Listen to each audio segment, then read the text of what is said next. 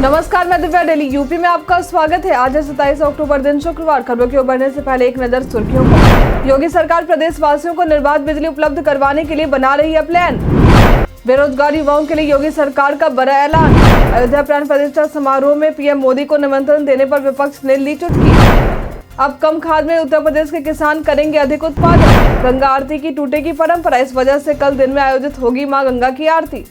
चलिए बढ़ते हैं उत्तर प्रदेश के अब तक की 25 बड़ी खबरों की ओर विस्तार से। Indira Gandhi national open university में 35 पदों पर नियुक्ति। Indira Gandhi national open university यानी इग्नू ने 35 पदों पर नियुक्ति निकाली है, जिनमें 17 पद प्रोफेसर, 12 पद एसोसिएट प्रोफेसर और 6 पद असिस्टेंट प्रोफेसर के लिए हैं। आवेदन करने की अंतिम तारीख 15 नवंबर 2023 है। यदि शैक्षणिक योग्यता की बात करें तो उम्मीदवारों को संबंधित विषय में पीएचडी की डिग्री होना और टीचिंग एक्सपीरियंस होना अनिवार्य है। हालांकि असिस्टेंट प्रोफेसर के लिए संबंधित विषय में मास्टर डिग्री और नेट एग्जाम पास होना जरूरी है। आयु सीमा 18 से 55 वर्ष के बीच होनी चाहिए। इच्छुक उम्मीदवार इसके आधिकारिक वेबसाइट ignu.ac.in पर जाकर आवेदन कर सकते हैं। अधिक जानकारी के लिए आप इसके आधिकारिक वेबसाइट पर जाकर विजिट कर सकते हैं।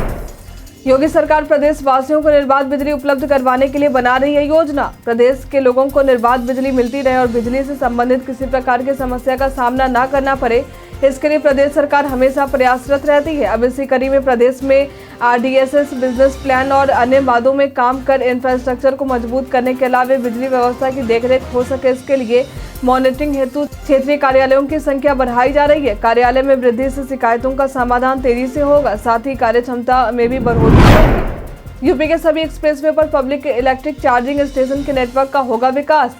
प्रदेश में प्रदूषण को कम करने के लिए इलेक्ट्रिक वाहन को बढ़ावा मिल रहा है। साथ ही पब्लिक इलेक्ट्रिक चार्जिंग स्टेशन का नेटवर्क प्रदेश के सभी एक्सप्रेसवे पर विकसित करने की तैयारी योगी सरकार की तरफ से की जा रही है। जिन एक्सप्रेसवे पर पब्लिक इलेक्ट्रिक चार्जिंग स्टेशन को विकसित किए जाने हैं उनमें Yamuna expressway, Agra Lucknow expressway, Bundelkhand expressway, Purvanchal expressway और गोरखपुर लिंक एक्सप्रेसवे शामिल है। इन सभी एक्सप्रेसवे पर ई व्हीकल के लिए बैटरी स्वैपिंग व्यवस्था युक्त चार्जिंग स्टेशनों को भी विकसित किया जाएगा। कई कारणों से दर्ज है भारत के इतिहास में आज की तारीख। आज के दिन श्रव्य दृश्य विरासत के लिए विश्व दिवस मनाते हैं। राष्ट्रीय स्तर पर भारतीय सेना इन्फेंट्री दिवस मनाते हैं।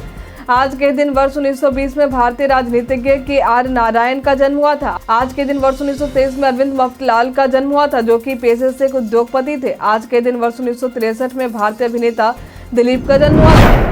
आजम खान ने कांग्रेस प्रदेश अध्यक्ष से मुलाकात करने को किया इनकार। कांग्रेस के प्रदेश अध्यक्ष अजय राय सपा नेता आजम खान से मुलाकात करने के लिए पहुंचे थे, जिसके बाद सपा अध्यक्ष अखिलेश यादव ने कांग्रेस पर जमकर तंज कसा। उन्होंने कहा है कि आजम खान से सबको मिलना चाहिए। कांग्रेस के लोग तब कहां थे जब आजम खान को फंसाया जा रहा था। कांग्रेस के नेता भी उन्हें फंसाने में लगे हुए थे। बता दें कि अभी हाल में ही सीतापुर जेल में बंद आजम खान से मिलने कांग्रेस के प्रदेश अध्यक्ष अजय राय पहुंचे थे, लेकिन जेल में बंद आजम खान ने उनसे मिलने से मना कर दिया। लोगों के बीच ये चर्चा देखने को मिल रही है कि इस मुलाकात के बहाने कांग्रेस मुस्लिम वोट पर निशाना साधने की कोशिश में लगी। बेरोजगार युवाओं के लिए सीएम योगी का बड़ा ऐलान। उत्तर प्रदेश के सीएम योगी आदित्यनाथ ने बेरोजगार युवाओं के लिए एक बड़ा ऐलान किया है। दरअसल गोरखपुर के मदन मोहन मालवीय प्रौद्योगिकी विश्वविद्यालय में सीएम योगी द्वारा कहा गया है कि जिस लोगों के पास रोजगार नहीं है उनके लिए पीएम सीएम इंटर्नशिप योजना है, जिसके तहत युवाओं को इंडस्ट्री में प्रशिक्षण के साथ मानदेय भी दिया जाएगा। बता दें कि इस योजना के तहत युवाओं को काम सीखने के साथ ही 2500 रुपये दिए जाएंगे। इस योजना के तहत 12वीं पास युवाओं से लेकर इससे अधिक शैक्षणिक योग्यता वाले युवा भी इसके पात्र होंगे। इस योजना का उद्देश्य युवाओं को रोजगार से जोड़ना है। पोस्टर के तहत कांग्रेस ने सपा को दिया जवाब। अभी हाल में ही सपा पार्टी के कार्यालय के बाहर लगे पोस्टर में अखिलेश यादव को भविष्य का प्रधानमंत्री बताया गया था। इस पोस्टर के चर्चा में आने के बाद कांग्रेस ने सपा को करारा जवाब दिया है। दरअसल इसके जवाब में कांग्रेस द्वारा एक और पोस्टर जारी किया गया, जहां पोस्टर में यह लिखा गया है कि 2024 में राहुल तो 2027 में राय। यानी कांग्रेस ने सपा को यह साफ संदेश दे दिया है कि 2024 के लोकसभा चुनाव में राहुल गांधी प्रधानमंत्री बनेंगे, तो वही 2027 के उत्तर प्रदेश विधानसभा चुनाव में कांग्रेस प्रदेश अध्यक्ष मुख्यमंत्री बनेंगे। बता दें कि इंडिया गठबंधन के तहत सपा को जिस तरह से मध्य प्रदेश में सीट मिले थे, इससे पार्टी नाराज चल रही थी, जिसका असर उत्तर प्रदेश में भी देखने को मिल रहा है। प्राण प्रतिष्ठा समारोह में पीएम मोदी ने स्वीकार किया निमंत्रण, तो सीएम योगी ने जाहिर की प्रसन्नता। श्री राम मंदिर में प्राण प्रतिष्ठा समारोह के लिए पीएम मोदी को आने के लिए निमंत्रण दिया गया था, जिसे प्रधानमंत्री मोदी द्वारा स्वीकार कर लिया गया है। इस निमंत्रण को पीएम मोदी द्वारा स्वीकार किए जाने पर सीएम योगी ने प्रसन्नता जाहिर की है। उन्होंने इसे करोड़ों राम भक्तों की भावनाओं का सम्मान बताया है। सोशल मीडिया ट्विटर पर उन्होंने ट्वीट करते हुए लिखा है कि सनातन आस्था के अवलंब प्रभु श्री राम की प्राणप्रिय नगरी श्री अयोध्या धाम में श्री राम जन्मभूमि मंदिर निर्माण के फलस्वरूप श्री राम लल्ला की प्राण प्रतिष्ठा का उल्लास, गौरव एवं आत्म संतोष का चीर प्रतिरक्षित आयोजन आदरणीय प्रधानमंत्री श्री नरेंद्र मोदी जी के कर कमलों से कोटि कोटि राम भक्तों की भावनाओं का प्रतिबिंब बनेगा। उत्तर प्रदेश बर्थडे में आज हम बात करेंगे पूजा बत्रा के बारे में। ये पेशे से एक मॉडल और हिंदी फिल्मों में काम करने वाली अभिनेत्री हैं। इनका जन्म उत्तर प्रदेश के फैजाबाद में 27 अक्टूबर वर्ष 1975 में हुआ था। लिडिल साबुन के विज्ञापन के लिए भी ये काम कर चुकी हैं। इनकी प्रसिद्धि वर्ष 1993 में मिस इंडिया इंटरनेशनल के ताज से मिली। यह अपने करियर में 250 से भी अधिक फैशन शो के लिए रैंप वॉक कर चुकी हैं। इन्होंने एक से एक कई सुपरहिट फिल्मों में भी काम किए हैं, जिनमें हसीना मान जाएगी, कहीं प्यार ना हो जाए और दिल नहीं फिर याद की आदि शामिल है। इन्होंने अपने क्षेत्र में सराहनीय कार्यों के लिए कई पुरस्कार भी हासिल किए हैं, जिनमें फिल्म फेयर पुरस्कार, स्क्रीन अवार्ड्स और जी सिने अवार्ड शामिल हैं। विराट कोहली ने अपने लक्ष्य को लेकर कही ये बात। इंडियन क्रिकेट टीम में अपने बेहतर फॉर्म को लेकर स्टार बल्लेबाज विराट कोहली ने बयान दिया है। उन्होंने बताया कि उनका लक्ष्य हमेशा बेहतर होना रहा है, उत्कृष्टता के पीछे भागना नहीं। आपको बता दें कि विराट कोहली सबसे ज्यादा रन इस टूर्नामेंट में बनाने वाले खिलाड़ी बन चुके हैं। उन्होंने 118.00 की औसत से 5 मैच में 354 रन बनाए हैं, जिसमें 1 शतक और 3 अर्धशतक भी शामिल हैं। सहारनपुर जनपद में श्री कृष्ण मंदिर के भूमि पूजन कार्यक्रम में मोहन भागवत ने की शिरकत। बीते ही दिनों श्री कृष्ण मंदिर के भूमि पूजन कार्यक्रम में सहारनपुर जनपद के सरसावा के लिए देश भर में कई साधु संतों से भीड़ देखने को मिली। इस कार्यक्रम में मुख्य अतिथि के रूप में मोहन भागवत भी पहुंचे थे। पुलिस प्रशासन कार्यक्रम को लेकर पूरी तरह से सुरक्षा को लेकर अलर्ट नजर आ रही थी। इस दौरान आरएसएस प्रमुख डॉक्टर मोहन भागवत द्वारा कहा गया कि भारत में एक विशेषता है कि वह पूरी दुनिया को धर्म की राह दिखा रहा है। इंडिया गठबंधन की एकजुटता पर कृषि मंत्री सूर्य प्रताप शाही ने उठाए सवाल। इंडिया गठबंधन पर वाराणसी पहुंचे कृषि मंत्री सूर्य प्रताप शाही ने जमकर तंज कसा है। उन्होंने कहा है कि पीएम मोदी को रोकने के लिए कुछ क्षणों के लिए एकजुट हुए हैं। गठबंधन ने अब अपना स्वरूप दिखाना शुरू कर दिया है। 2022 विधानसभा चुनाव में भी कुछ लोग एकजुट होकर खड़े थे। ये सब करके इन लोगों ने जनता को बता दिया है कि इंडिया गठबंधन स्वार्थ के लिए है। उत्तर प्रदेश के मौसम का मिजाज, चलिए अब जानते हैं उत्तर प्रदेश के मौसम के मिजाज के बारे में। मौसम विभाग के अनुसार पूरे उत्तर प्रदेश में मौसम संभवतः शुष्क रहेगा। वहीं विभाग द्वारा मौसम को लेकर किसी प्रकार की चेतावनी नहीं दी गई है। प्रदेश में दिन के समय तेज धूप तो शाम के समय तापमान में गिरावट देखी जा रही। प्रदेश में न्यूनतम तापमान 15 से 20 डिग्री के बीच देखने को मिल रहा है, तो वहीं अधिकतम तापमान 30 से 31 डिग्री के बीच रह रहा है।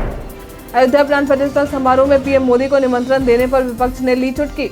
अयोध्या में श्री राम मंदिर के उद्घाटन को लेकर पीएम मोदी को भेजे गए निमंत्रण को उन्होंने स्वीकार कर लिया है। अब इस समारोह में पीएम मोदी को बुलाने को लेकर विपक्ष द्वारा तंज कसा जा रहा है। दरअसल विपक्ष के नेताओं द्वारा सवाल खड़े करते हुए कहा गया है कि क्या यह लोकसभा चुनाव से ठीक पहले एक पार्टी कार्यक्रम बन जाएगा। वहीं कांग्रेस नेता सलमान खुर्शीद ने सवाल खड़े करते हुए कहा कि क्या यह निमंत्रण सिर्फ एक पार्टी को ही भेजा जा रहा है। वहीं संजय राउत ने भी बीजेपी की चुटकी लेते हुए कहा कि पीएम मोदी को आमंत्रण की जरूरत ही नहीं थी, क्योंकि वह खुद इतने बड़े कार्यक्रम में खुद को दूर नहीं रखते। पीएम मोदी के प्रोजेक्ट पर योगी सरकार के इस विभाग की जमीन बनी बाधा। यूपी सरकार के सिंचाई विभाग की जमीन नेपाल को बनाए जा रहे 4 लेन हाईवे पर बाधा बनती नजर आ रही है, जिसके वजह से 4 लेन निर्माण कार्य पर फिलहाल रोक लगा दिया गया है। इस मामले को लेकर सीएम योगी आदित्यनाथ से NHAI द्वारा पत्राचार भी हुआ है, जहां बताया गया है कि अप्रैल 2024 तक पीएम मोदी की केंद्र सरकार ने इस 4 लेन को पूरा करने का लक्ष्य रखा है, लेकिन यूपी के सिंचाई विभाग की जमीन निर्माण के लिए बाधा बनी है। NHAI द्वारा कहा गया है कि 2 स्पान पुल कैनाल में प्रस्तावित है, लेकिन यूपी सिंचाई विभाग से भूमि अधिग्रहण नहीं हो सका है, जिस कारण इन पुलों के निर्माण में देरी हो रही है। हमने लखनऊ और बरेली हेडक्वार्टर को इस मामले में पत्राचार किया है। शीघ्र क्लियरेंस मिल जाएगा, जिसके बाद सभी बाधाएं दूर हो जाएंगी। आगरा से गुजर रही ट्रेन में लगी आग। हर रोज की तरह 25 अक्टूबर को भी पातालकोट एक्सप्रेस ट्रेन पंजाब के फरीदकोट से मध्य प्रदेश के सियोनी जा रही थी, लेकिन इसी बीच आगरा से गुजरते समय यहां से 10 किलोमीटर की दूरी पर भांडाई स्टेशन के पास ट्रेन के 2 जनरल बोगियों में अज्ञात कारणों से आग लग गई। ट्रेन में मौजूद कई यात्रियों ने अपनी जान खिड़की से कूदकर बचाई और तुरंत ट्रेन को रोका गया। मीडिया में चल रही खबरों के मुताबिक इस हादसे में 11 लोग आग की चपेट में आने से झुलस गए थे। फिलहाल वे अस्पताल में भर्ती हैं। ट्रेन में लगी आग को स्थानीय लोगों की मदद से 3 घंटे की कड़ी मशक्कत के बाद प्रशासन ने बुझाया। उत्तर प्रदेश पर्यटन में आज हम बात करेंगे जामा मस्जिद जौनपुर के बारे में। उत्तर प्रदेश के जौनपुर जिले में स्थित एक प्रसिद्ध धार्मिक स्थल है। स्थानीय लोग इस मस्जिद को बड़ी मस्जिद और जुमा मस्जिद के नाम से भी जानते हैं। 15वीं शताब्दी में हुसैन शाह सरकी ने इस मस्जिद का निर्माण करवाया था। इस मस्जिद की वास्तुकला देखने में बड़ी ही आकर्षक है, जो मुगल स्मारकों से काफी मिलती जुलती दिखती है। इस मस्जिद का गुंबद भी बहुत ही सुंदर है। यहाँ मुस्लिम समुदाय के लोग नमाज अदा करने आते हैं। ईद व बकरीद जैसे शुभ अवसर पर यहाँ काफी भीड़ देखने को मिलती है। इस मस्जिद के वास्तुकला को आप यहाँ देखने आ सकते हैं। यूपी के लाल ने विश्व में शूटिंग के क्षेत्र में लहराया परचम। फ्रांस में आयोजित हुई विश्व रेलवे शूटिंग चैंपियनशिप में मेरठ के विपिन राणा और उनकी टीम ने जीत का परचम लहराकर गोल्ड मेडल अपने नाम किया है। बता दें कि इस प्रतियोगिता में विश्व के 8 देशों ने हिस्सा लिया था। ये वही शूटर है जिन्होंने शूटर दादी के नाम से प्रसिद्ध चंद्रो देवी को शूटिंग के लिए प्रोत्साहित किया था। विपिन राणा ने कहा है कि पीएम मोदी निरंतर खेल के प्रति समर्पित होकर कार्य कर रहे हैं। उसी का परिणाम है कि स्पोर्ट्स के क्षेत्र में भारत विश्व में बेहतर कार्य कर रहा है। वीआईपी मूवमेंट के दौरान एम्बुलेंस का रास्ता रोकने वाले ट्रैफिक कर्मियों पर कार्रवाई। वीआईपी मूवमेंट के दौरान ट्रैफिक कर्मियों ने उत्तर प्रदेश की राजधानी लखनऊ में 2 एम्बुलेंस को शहीद पथ पर रोक लिया था।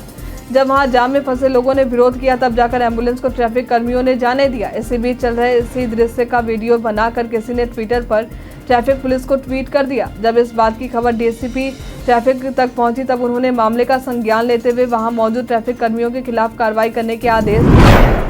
उत्तर प्रदेश के इस जगह पर गिरा सूर्य किरण एयरक्राफ्ट का फ्यूल। महज 200 मीटर की दूरी पर लखनऊ बीकेटी के गाजीपुर गांव के बाहर सूर्य किरण एयरक्राफ्ट के दोनों फ्यूल टैंक के खेत में गिरने का मामला सामने आया है।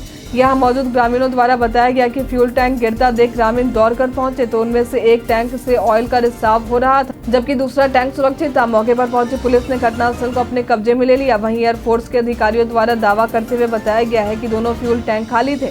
इस फ्यूल टैंक के गिरने से पीछे की वजह तकनीकी खराबी बताई गई। काम की बात में आज हम जानेंगे बंद पड़े बैंक खाते से कैसे निकाले पैसे। भारतीय रिजर्व बैंक के अनुसार यदि कोई ग्राहक अपने बैंक अकाउंट से 10 साल तक किसी प्रकार का ट्रांजैक्शन नहीं करता है तो उस ग्राहक के खाते में जमा पैसे को अनक्लेम्ड कर दिया जाता है और इन पैसों को एजुकेशन एंड अवेयरनेस फंड में भेज दिया जाता है। कई मामलों में एक बैंक खाते में यदि इतने लंबे समय से किसी प्रकार का लेन देन नहीं होता तो हो सकता है कि उस खाता धारक की मृत्यु हो गई हो। ऐसे में यदि आप इस खाता धारक के संबंधी हैं और इस खाते में जमा पैसे के लिए आप कैसे क्लेम करेंगे, आज हम इसकी जानकारी आपको देने वाले हैं। इस पैसे पर क्लेम के लिए आप इस खाते का नॉमिनी के आईडी प्रूफ को दिखाकर इस पैसे के लिए क्लेम कर सकते हैं।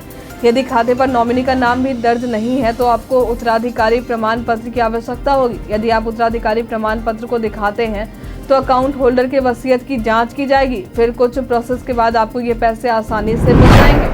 कांग्रेस के आचार्य प्रमोद कृष्णम ने मायावती को लेकर कही ये बात। कांग्रेस पार्टी के वरिष्ठ नेता आचार्य प्रमोद कृष्णम ने बसपा प्रमुख मायावती को लेकर कहा है कि विपक्षी दलों के गठबंधन इंडिया में बहुजन समाज पार्टी प्रमुख मायावती को शामिल किए बिना उत्तर प्रदेश में भारतीय जनता पार्टी को शिकस्त नहीं दी जा सकती है। आगे उन्होंने कहा कि बहन मायावती उत्तर प्रदेश में ऐसी नेता है जो 18 से 22% वोटों को प्रभावित करने में सक्षम है। अगर बहन मायावती के बिना इंडिया गठबंधन बनता है तो इसे महागठबंधन कहने का कोई औचित्य नहीं है।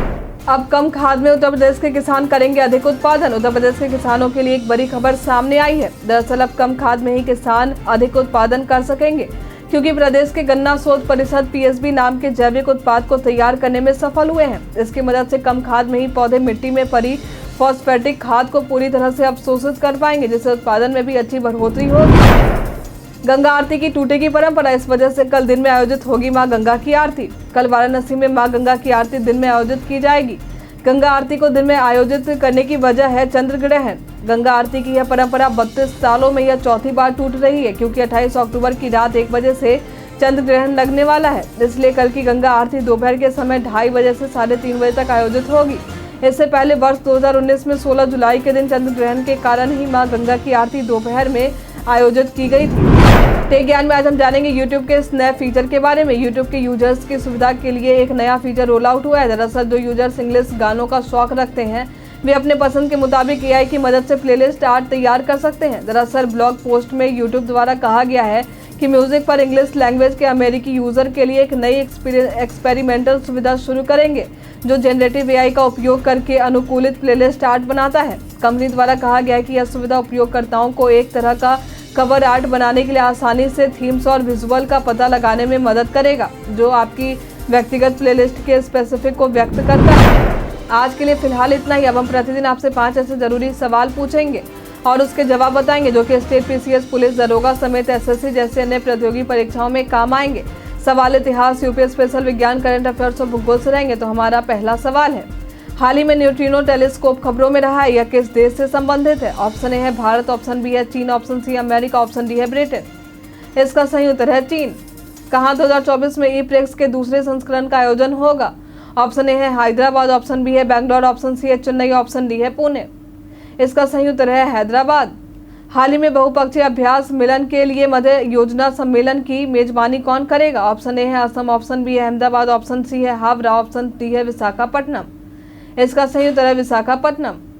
अकबर का प्रसिद्ध मकबरा सिकंदरा उत्तर प्रदेश के किस जिले में स्थित है? ऑप्शन ए है मथुरा, ऑप्शन बी है आगरा, ऑप्शन सी है कानपुर, ऑप्शन डी इलाहाबाद। इसका सही उत्तर है आगरा। काकोरी ट्रेन में डकैती की घटना कब हुई थी? ऑप्शन ए है 5 जून 1924, ऑप्शन बी है 10 जुलाई 1923, ऑप्शन सी है 12 मई 1920, ऑप्शन डी है 9 अगस्त 1925। इसका सही उत्तर है 9 अगस्त 1925। सवाल जवाब के दौर अब समाप्त होते हैं। आप में से कितने लोगों ने हमारे सवाल का सही जवाब दिया? कमेंट करके जरूर बताएं। वीडियो के अंत में हम उनका नाम जरूर लेंगे।